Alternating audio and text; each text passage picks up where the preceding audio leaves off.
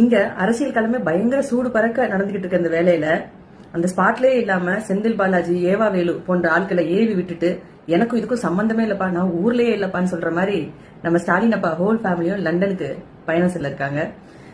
ஏன்னா அவர் செய்ய வேண்டியதெல்லாம் செஞ்சுட்டாரு. எல்லாத்துக்கும் கொடுக்க வேண்டிய அமௌண்ட் எல்லாம் கொடுத்து நான் வரதுக்குள்ள ஆளுக்கு இவ்வளவு ஒரு தலைக்கு 35 கோடி கொடுத்து எம்எல்ஏஸை வாங்கி நம்ம சைடு வச்சிருக்கணும். வந்தவனே ஆட்சியை கலைக்கிறோம், நம்ம வரோம்.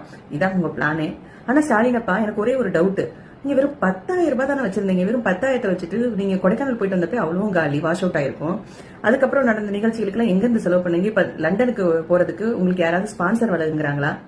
இல்லன்னா எது மூலியமா நீங்க போறீங்க? வேற ஏதாவது பர்சனல் லோன் அந்த மாதிரி ஏதாவது எடுத்திருக்கீங்களா? அந்த மாதிரி ஏதாவது வழிமுறைகள் இருந்தா கொஞ்சம் எங்களுக்கும் சொல்லி கொடுத்தீங்கன்னா நாங்களும் அதை ஃபாலோ பண்ணிக்கிறோம். ஏன்னா இங்க இருக்கிற ஒரு ஊட்டி கொடைக்கானலுக்கு கூட எங்களால போக முடியல, நிதி பற்றாக்குறை தான். ஆனா வெறும் 10,000 இருப்பு இருக்கிற உங்களுக்கு லண்டனுக்கு எப்படி போறீங்க எங்களுக்கு தெரியவில்லை. எனக்கும் ரொம்ப நாள் ஆசை ஃபாரின் எல்லாம் போயிட்டு வரணும் அப்படின்னு சொல்லிட்டு.